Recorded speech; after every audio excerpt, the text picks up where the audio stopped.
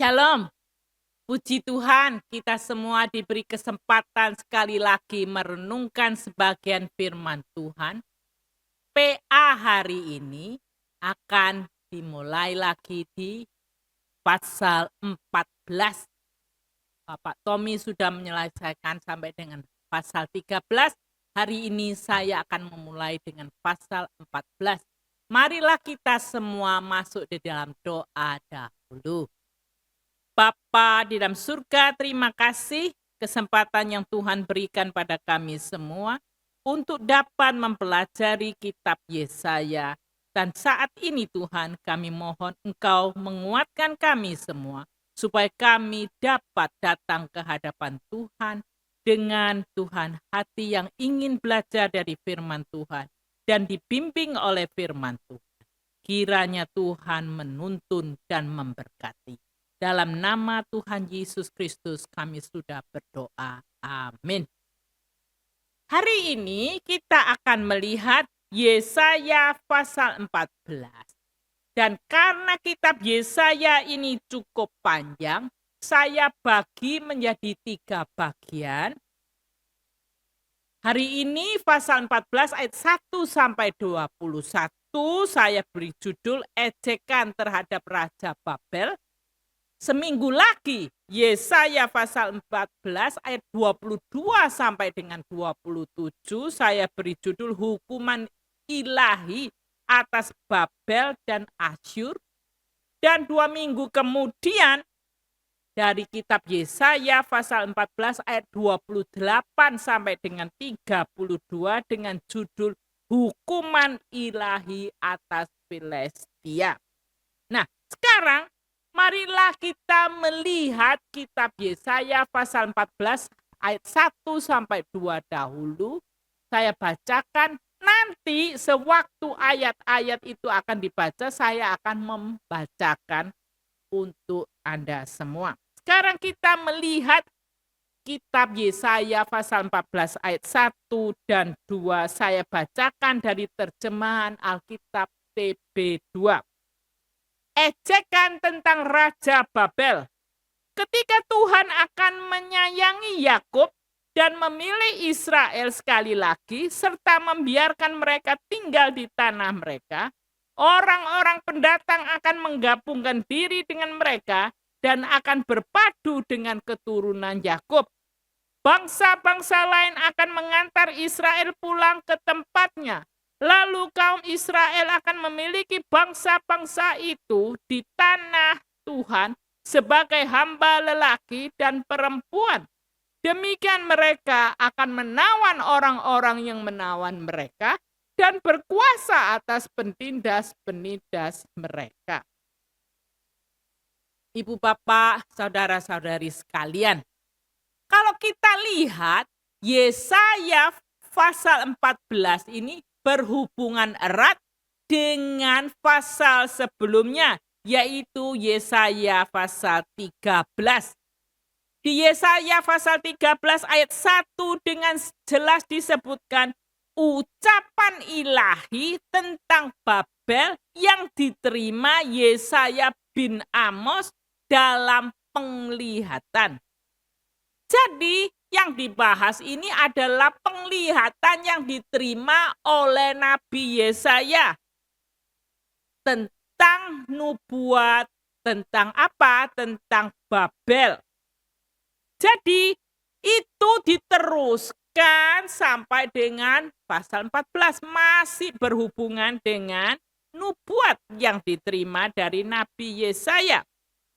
Nubuat tentang hukuman terhadap Raja Babel, kerajaan Babel dengan sangat mendetail dijelaskan di pasal 14 ayat 1 sampai dengan 23 dan 24 sampai 32. Dibuatkan hukuman juga terhadap Babel, Asyur, dan Filistia. Kalau kita perhatikan, di pasal 14 ayat 1 dimulai dengan kata bahasa Ibrani ki. Di dalam terjemahan baru diterjemahkan sebagai sebab. dari terjemahan baru edisi kedua diterjemahkan sebagai ketika. Di terjemahan lama disebutkan sebagai karena. Kata ini penting untuk menyebutkan ada hubungannya. Apa hubungannya dengan pasal sebelumnya? Dan juga menunjukkan akan ada hal-hal yang berlawanan. Tuhan akan menghukum Raja Babel dan merestorasi Israel. Jadi kita ada diperlihatkan ada dua hal yang bertentangan di ayat 1 dan 2 dari pasal 14 ini. Seperti setelah disebutkan di pasal 13, kerajaan Babel jatuh. Tetapi di lain pihak yang berlawanan itu apa?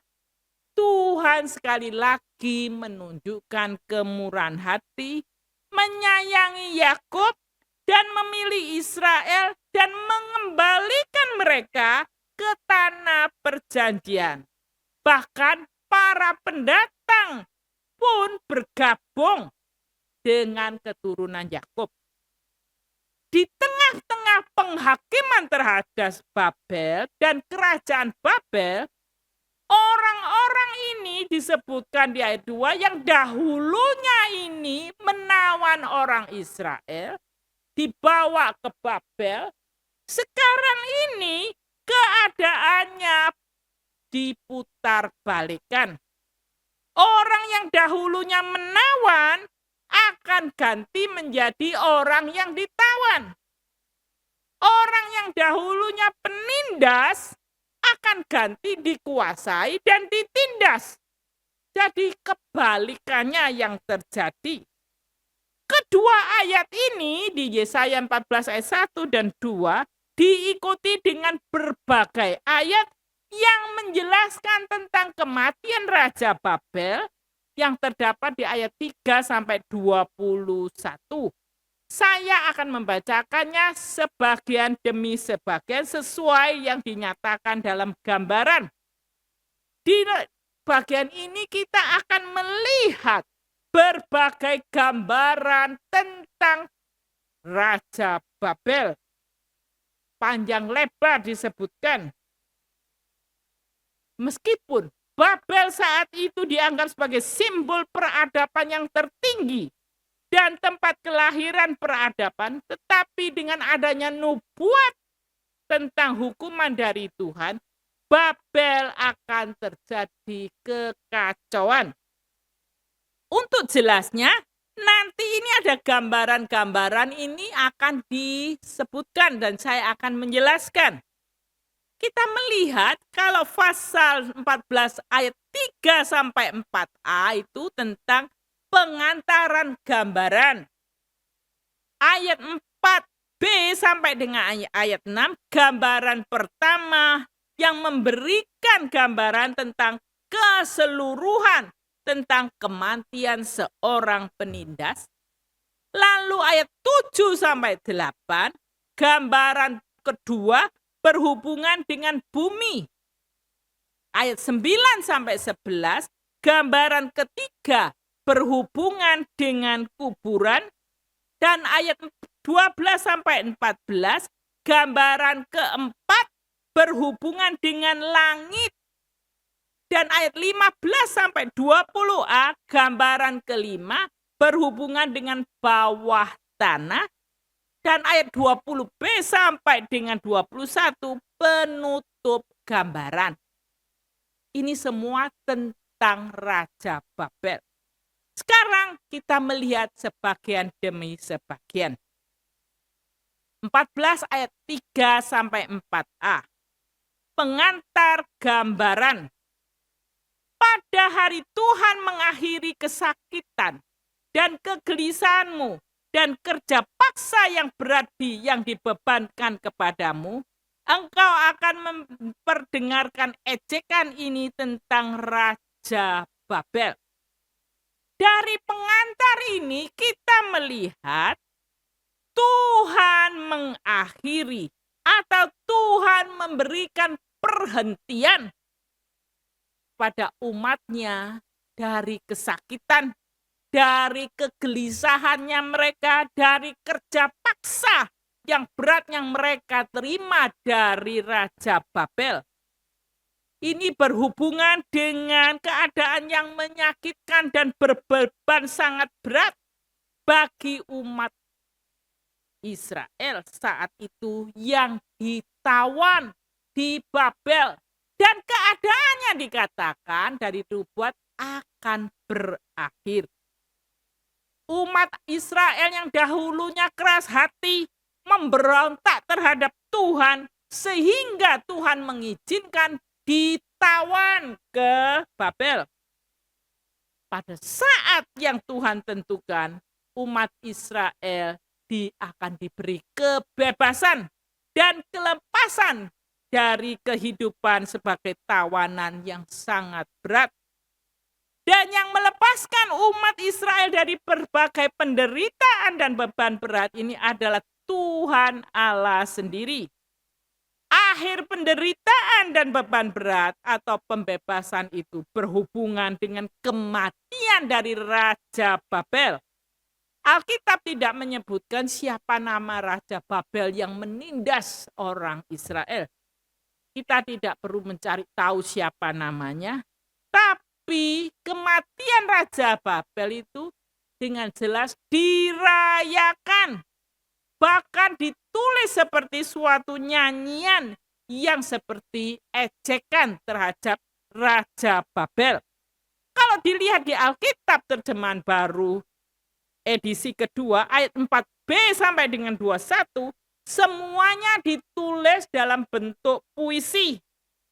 Dalam bahasa Ibrani dalam bentuk masal.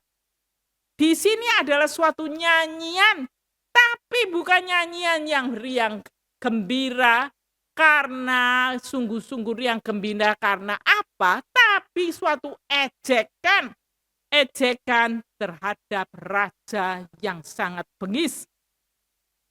Seperti halnya nyanyian ini dimulai dengan kata wah atau how. Biasanya nyanyian ini untuk dinyanyikan tentang kepergian seseorang yang meninggal. Biasanya kalau kita lihat di dalam upacara kematian ada orang meninggal, biasanya orang itu menangisi orang yang meninggal ini. Menangisi karena kehilangan orang yang dikasihi, sedih hatinya. Tapi ironisnya di sini, nyanyian ini bukan duka cita, tetapi gambaran yang bersuka cita.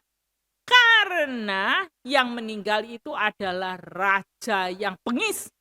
Yang dia ini gambarannya mendetail, nyanyian kematian itu berubah dari berbagai tempat, mencakup bumi, langit, dan di bawah tanah, itu semuanya menyanyi gembira. Sekarang kita melihat di gambaran pertama ayat 4b sampai dengan 6. Gambaran pertama memberikan gambaran keseluruhan tentang kematian seorang penindas. Demikian bunyinya. Wah, sudah berakhir si penindas. Sudah berakhir orang kelaliman. Tuhan telah mematahkan tongkat orang fisik dan gada orang penguasa yang memukul bangsa-bangsa dengan geram, dengan pukulan yang tidak putus-putusnya, yang menginjak-injak bangsa-bangsa dengan murka, mengejar-ngejar mereka tanpa henti-hentinya.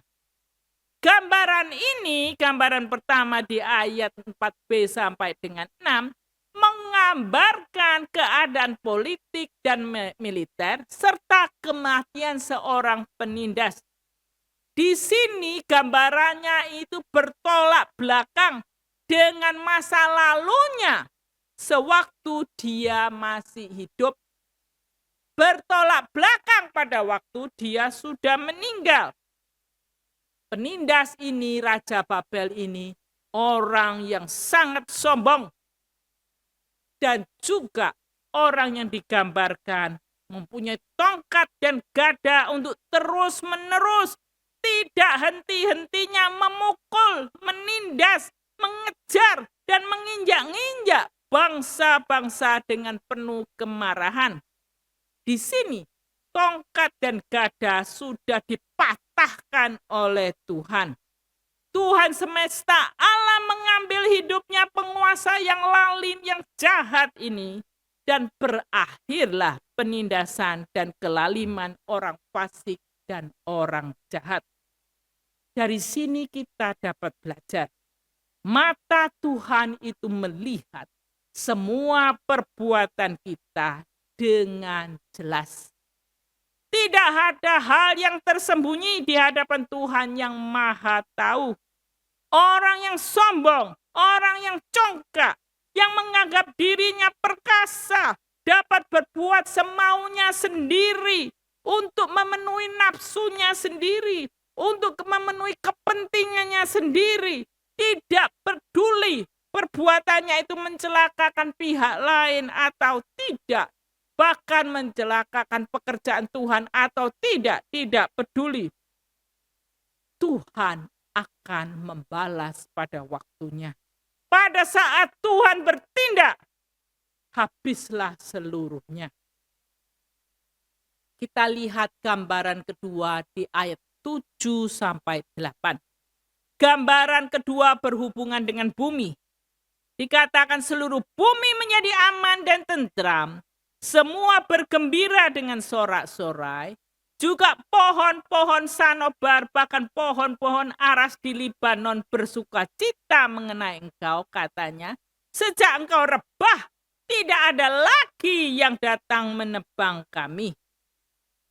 Ayat 7-8 pindah gambarannya ke bumi.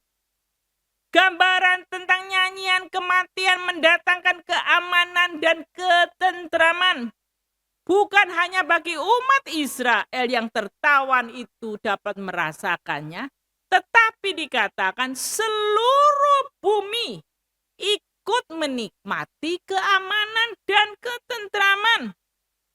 Kelihatannya orang ini sombong sekali, memengaruhi banyak orang sampai seluruh bumi itu merasa nggak tentram, nggak aman. Gambaran itu diteruskan dengan gambaran yang biasanya tidak terjadi dalam situasi yang berhubungan dengan kematian. Kematian seseorang biasanya mendatangkan duka cita yang mendalam bagi orang-orang di sekitarnya. Tetapi di sini gambarannya sebaliknya, dikatakannya semua bergembira dengan sorak-sorai. Gambaran yang menunjukkan kesukaan yang sangat besar. Bahkan disebutkan pohon-pohonan pun ikut bersuka cita. Mungkin tumbuh-tumbuhan pohon-pohon itu adalah pohon yang sangat baik, mahal harganya, bisa dipakai untuk kursi-kursi, untuk meja, dan untuk lain sebagainya. Mungkin dulu itu selalu ditebang oleh raja yang kejam ini untuk kepentingannya sendiri. Sekarang pohon-pohon itu pun bersuka cita karena raja yang kejam ini sudah meninggal. Di sini kita dapat belajar. Orang jahat tidak akan dikenang, tidak akan ditangisi saat dia meninggal. Malah semua orang di seluruh bumi bersuka cita akan kepergiannya. Dan umat manusia dapat hidup aman dan tentram. Sukacita itu bukan hanya dapat dirasakan umat manusia, tetapi juga termasuk tumbuh-tumbuhan pohon-pohonan. Sekarang kita melihat gambaran yang ketiga di ayat 9 sampai dengan 11. Gambaran yang ketiga ini berhubungan dengan kuburan. Dikatakan ayat 9, dunia orang mati di bawah gemetar menyongsong kedatanganmu. Arwah-arwah dibangunkannya untuk menyambutmu. semua mendiang pemimpin di bumi, semua mendiang raja bangsa-bangsa, dibuatnya bangkit dari takhta mereka. Mereka sekalian mulai berbicara kepadamu, katanya, engkau pun sudah menjadi lemah seperti kami, sudah menjadi sama seperti kami. Ke dunia orang mati sudah diturunkan kemegahanmu, dan bunyi gambus-gambusmu, ulat-ulat menjadi alas tidurmu, dan belatung-belatung menjadi selimutmu. Di Yesaya pasal 14 ayat 9 dan 11, gambarannya pindah ke kuburan atau Sheol.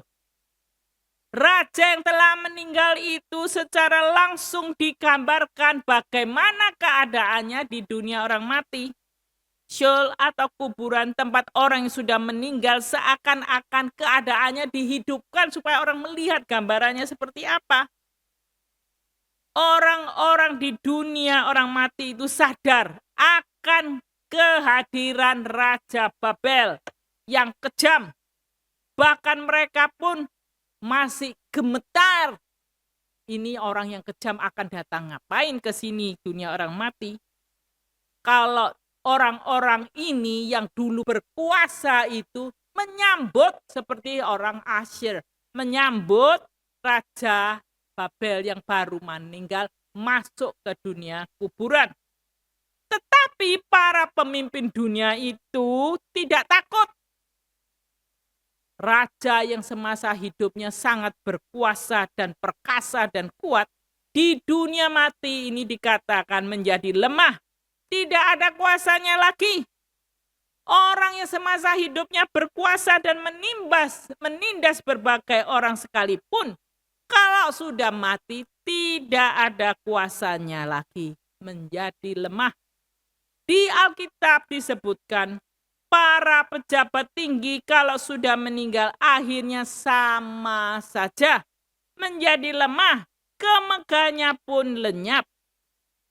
Kalau dahulu sewaktu hidup, Raja Babel menikmati bunyi musik dan gambus untuk pengantar tidur, di dunia mati disebutkan tempat tidur dari Raja Babel itu beralaskan ulat. Selimutnya itu apa?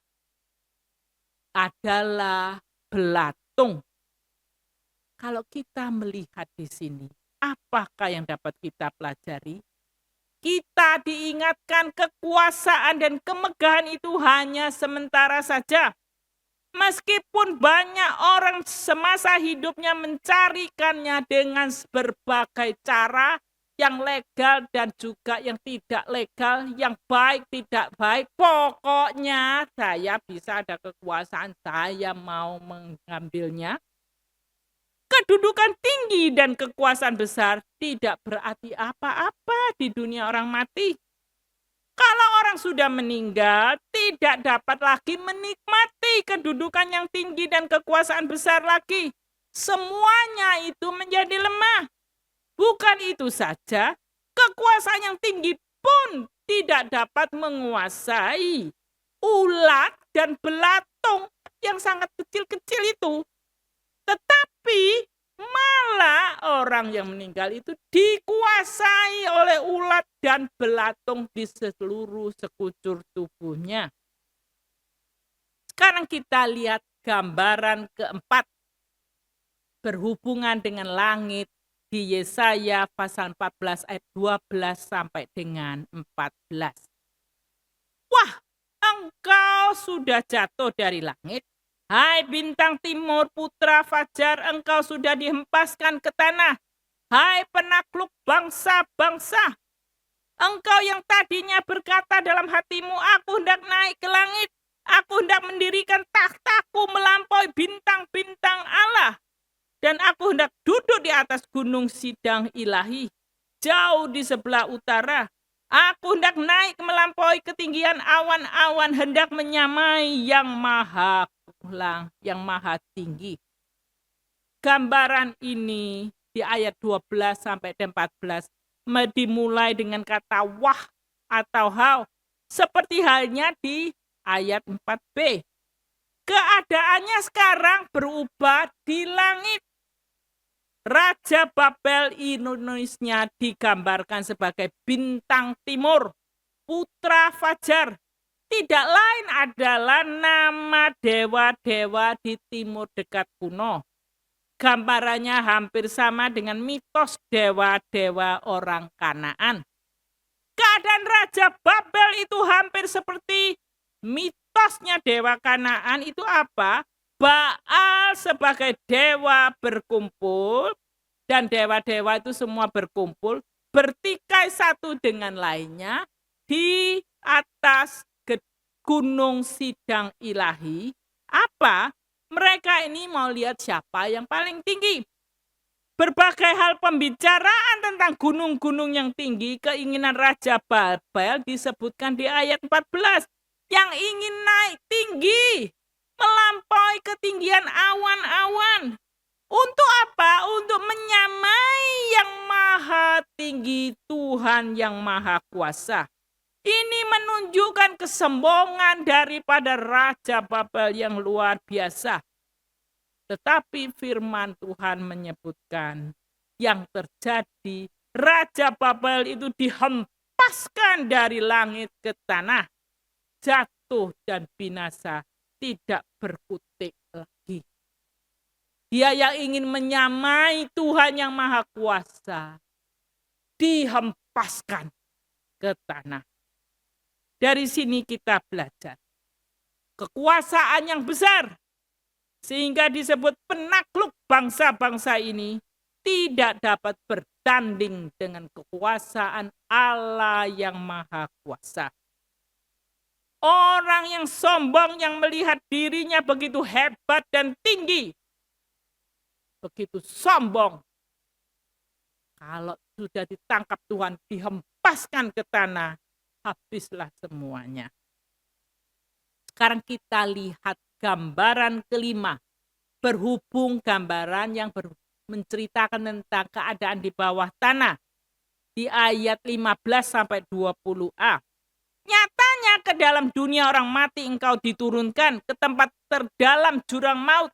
Orang-orang yang melihat engkau akan memperhatikan dan mengamati engkau, katanya, inikah dia yang telah membuat bumi gemetar dan membuat kerajaan-kerajaan berguncang? Inikah dia yang telah membuat dunia seperti padang gurun, yang menghancurkan kota-kotanya dan tidak melepaskan tawan-tawanannya pulang ke rumah? Semua mendiang raja bangsa-bangsa berbaring dalam kemuliaannya, masing-masing dalam makamnya, tetapi engkau terlempar jauh dari kubur, seperti taruk yang busuk, berselimutkan mayat orang-orang yang tertikam oleh pedang, dan jatuh terhempas ke batu-batu jurang maut. Seperti bangkai yang terinjak-injak, engkau tidak akan mendapat pemakaman seperti halnya raja-raja itu. Sebab engkau telah menghancurkan negerimu dan membantai rakyatmu. Dari sini kita melihat ayat 15 seakan-akan kita diingatkan tentang orang yang tadinya ingin naik ke awan-awan yang tinggi di langit ini. Setelah meninggal, maka drama kehidupannya itu diturunkan lagi ke dunia di bawah tanah. Bahkan tempat yang paling dalam di jurang maut. Bagian ini paralel dengan gambaran yang di ayat 7 sampai dengan 8 tentang kuburan. Raja Babel diejek. Inikah raja yang dulunya sangat besar kuasanya? Ayat 17 menunjukkan perbandingan yang luar biasa, yaitu di satu pihak, sewaktu Raja Babel masih jaya dahulu, Raja Babel menggunakan kekuasaannya dengan semena-mena, sehingga bumi berguncang. Berbagai perkotaan hancur, keadaannya seperti padang gurun. Dan dia tidak mengizinkan para tawanan itu dibebaskan pulang ke rumah mereka masing-masing. Di pihak lain, keadaannya sewaktu sudah dalam dunia orang mati, Di bawah tanah selain lemah dan tidak berdaya, dia diejek oleh para penghuni kuburan pada umumnya saat itu. Di ayat 18 dan 19 tercatat, Raja Babel tidak mendapatkan kuburan yang layak seperti halnya raja-raja lainnya. Mayatnya itu tercecer, bahkan dan juga seperti diinjak-injak dalam peperangan. Raja Babel tidak dihormati dalam kematiannya. Karena apa? Karena perbuatannya yang keji terhadap negerinya sendiri dan rakyatnya sendiri. Ini di ayat 20 bagian A. Di bagian ini kita belajar, orang yang sombong dan berlaku sangat jahat, mungkin pada waktu berkuasa, orang tidak berani berbuat apa-apa sewaktu dia masih hidup dan sangat berkuasa. Tetapi sewaktu Tuhan sudah mengambil nyawanya, dia akan menuai hasil perbuatan dan tingkah lakunya. Orang yang masih hidup tidak memakamkannya dengan baik dan layak. Dia tidak dihormati. Mayatnya itu tercerai-berai. Orang-orang yang sama-sama sudah meninggal pun mengejeknya. Dari sini kita belajar. Orang yang berkuasa berbuat semau-maunya itu, Tuhan tidak tutup mata. Pada waktunya Tuhan, dia dihembaskan ke bawah tanah. Dan dia tidak diingat, tidak dihargai oleh orang-orang yang hidup. Tidak dihormati lagi. Bahkan mayatnya dicerai-beraikan. Sekarang di ayat 20b dan 21 merupakan penutup gambaran. Biarlah anak cucu orang yang berbuat jahat tidak disebut-sebut untuk selama-lamanya. Siapkanlah bagi anak-anaknya tempat pembantaian oleh karena kesalahan nenek moyang mereka, supaya mereka tidak bangun dan menduduki kota serta memenuhi muka bumi dengan kota-kota. Bagian ini ditutup dengan suatu permohonan jauh melebihi kematian dari seorang raja. Dirinya sudah nggak dihormati lagi, keturunannya pun tidak dihargai dan juga tidak dihormati. Keturunan Raja Babel disebutkan di ayat 20. Anak cucunya tidak disebut-sebut untuk selama-lamanya. Mereka juga dihabisin semuanya di ayat 21a. Di sini kita dapat belajar. Kesalahan Raja Babel bukan hanya mempengaruhi kehidupannya dia sendiri, tetapi keturunannya pun menuai hasil perbuatannya yang tidak benar.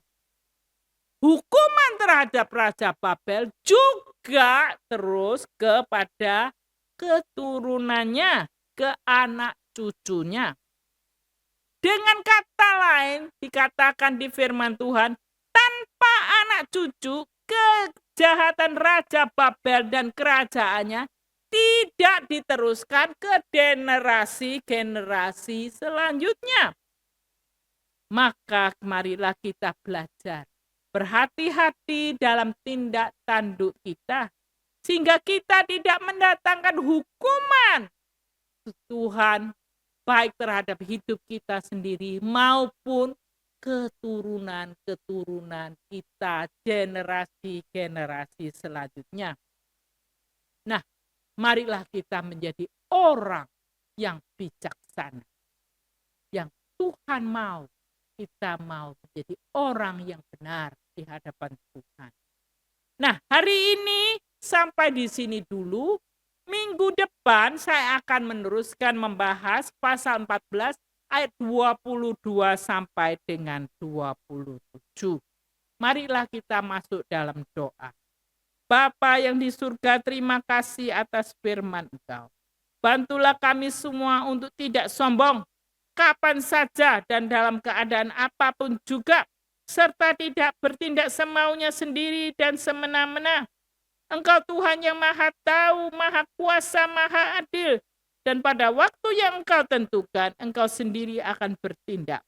Sangat dahsyat sekali kuasa Engkau Tuhan. Bantu kami semua menjadi orang yang senantiasa mau merendahkan diri, tidak sombong, dan mau menjadi orang yang takut pada Tuhan dalam setiap kehidupan kita. Tidak untuk kepentingan sendiri, tapi untuk memuliakan nama Tuhan. Dalam nama Tuhan Yesus Kristus kami berdoa. Amin. Kiranya Allah Bapa memberkati engkau semua, anak-anak Tuhan. Jadilah orang yang mengikuti Tuhan. Allah Bapa, Allah Putra, dan Roh Kudus membimbing. Amin.